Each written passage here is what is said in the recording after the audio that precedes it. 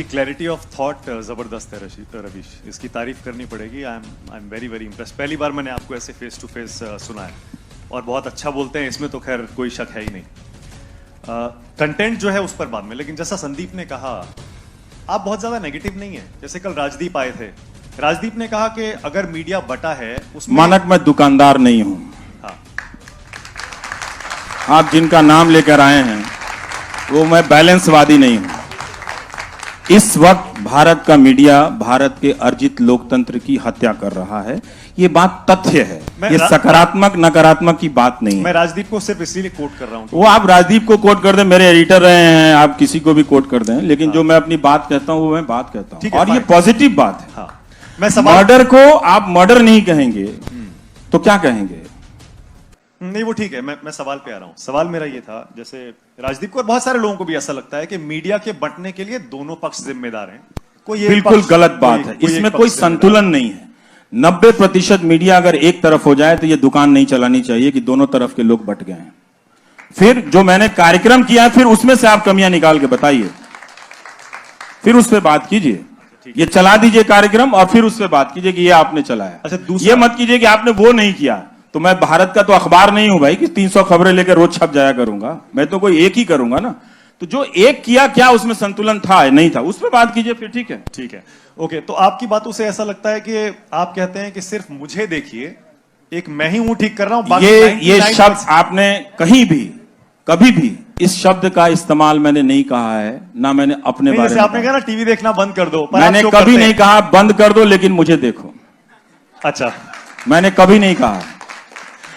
भारत की जनता को, ये आप लिख लें, क्योंकि हम सब की नौकरियां हैं ना, हम उसी को डिफेंड कर रहे हैं ना, वो हम करते रहे हैं, ठीक है।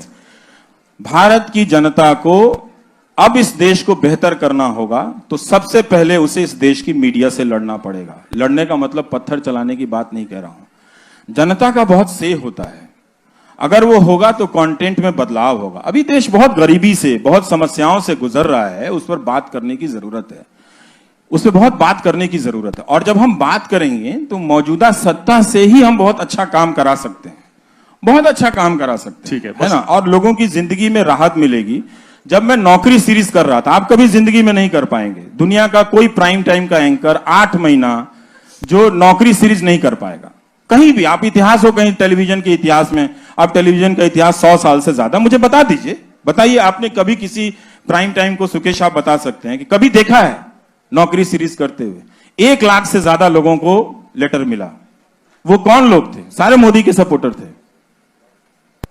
और वो जब आए तो उन्होंने कहा कि ये मीडिया बिक गया है, हम आपके पास आए हैं। उन्होंने मुझसे झूठ नहीं बोला, उन्होंने कहा हम मोदी जी के सपोर्टर हैं, लेकिन हम चाहते हैं आप मेरी आवाज उठाएं। मैंने कहा आपकी कहानी सही होनी चाहिए, बस किसके सपोर्टर है, मेरा उसमें बिजनेस नहीं है। ओके, बस एक चीज और है, जैसे आपने कहा कि आपको 1 मिलियन लोग देखते हैं, वाकई आपकी बहुत फैन फॉलोइंग है, बहुत लोग देखते हैं आपको, लेकिन बाकी लोगों को आप डिसमिस क्यों कर रहे हैं? उनको भी उसी यूट्यूब पर मिलियंस ऑफ मिलियंस आप तुलना कर लीजिए। नहीं, तुलना नहीं, वैसे बता जरूर उनको। मैंने ये भी कहा कि सारी दुनिया मुझे नहीं देखेगी। नहीं, आपने कहा ना टीआरपी आती है तो वो गलत है, उसको नहीं मानते, पर यूट्यूब पे उसी प्लेटफॉर्म मैंने उसको एक उदाहरण दिया है कि ऐसा नहीं है कि लोग मुझे नहीं देखते हैं, ठीक है, ऐसा नहीं है कि लोग मुझे नहीं देखते, मुझे भी देखते हैं। और मैंने संदीप से यह भी कहा कि और ये कभी भी मुमकिन नहीं होगा कि सारे लोग मुझे देखें, हो ही नहीं सकता, और ऐसा होना भी नहीं चाहिए।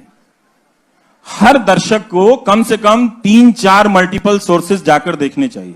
आज के समय में अगर आप दर्शक हैं, सूचना को महत्व देते हैं, तो कम से कम 3-4 सोर्सेज को देखिए, अगर आप देख रहे हैं तो।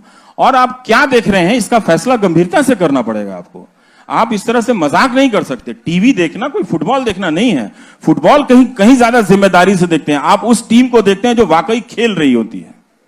अंत में आप देखते देखते वहां ट्रांसफॉर्म कर जाते हैं ना, कि आपका लेना देना तो है नहीं ब्राजील की टीम से, लेकिन आप क्यों उसमें ट्रांसफॉर्म कर जाते हैं? हमारे यहां मनोरंजन भारती 4 क्लबों का नाम लेते रहते हैं कि ये बहुत अच्छा खेला, वो खेला, तो उनके गांव के तो खिलाड़ी हैं नहीं वो लोग। तो इसका मतलब है कि वो खेल में चले गए हैं, अब उस खेल का वो मजा लेने लगे हैं उसको लेके।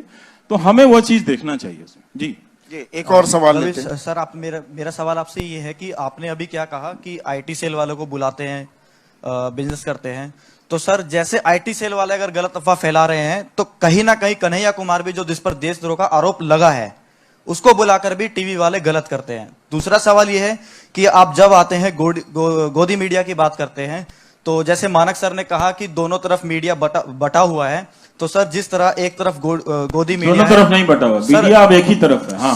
सवाल ये है कि जिस तरफ जैसे गोदी मीडिया है तो दूसरी तरफ लुटियंस मीडिया भी है, ये मानना पड़ेगा। ये जो आपने इस्तेमाल किया है वो ठीक इस्तेमाल नहीं किया है। जो गोदी मीडिया है वही लुटियंस मीडिया है, समझे? ये वही बात। एक मिनट।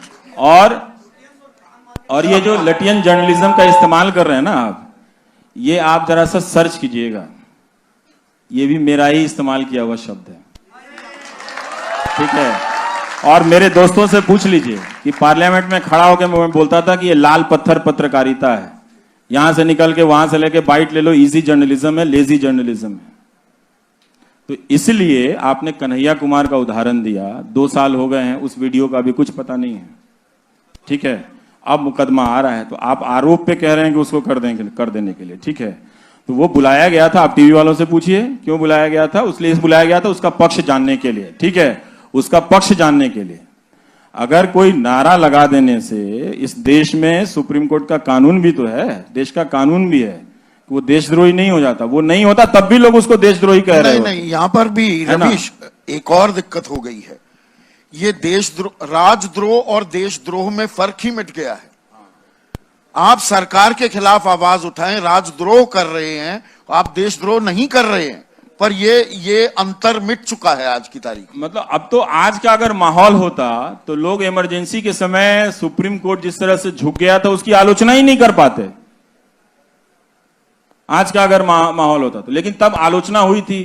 खन्ना साहब एक जज थे जो खड़े हुए, तो उनका इतिहास में नाम है ना, इसीलिए चीफ जस्टिस नहीं बन पाए, इसीलिए चीफ जस्टिस नहीं बन पाए, क्योंकि वो खड़े इसलिए नहीं बन पाए। हाँ। लेकिन तब लोगों की निगाह थी कि सुप्रीम कोर्ट में कुछ गलत हुआ है, और आज जनता चली आती है कि आप क्यों बोल रहे हैं। तो जब सोशल ऑर्डर खत्म हो जाएगा दोस्त, तो फिर आप एक जर्नलिस्ट के रूप में परफॉर्म नहीं कर पाओगे।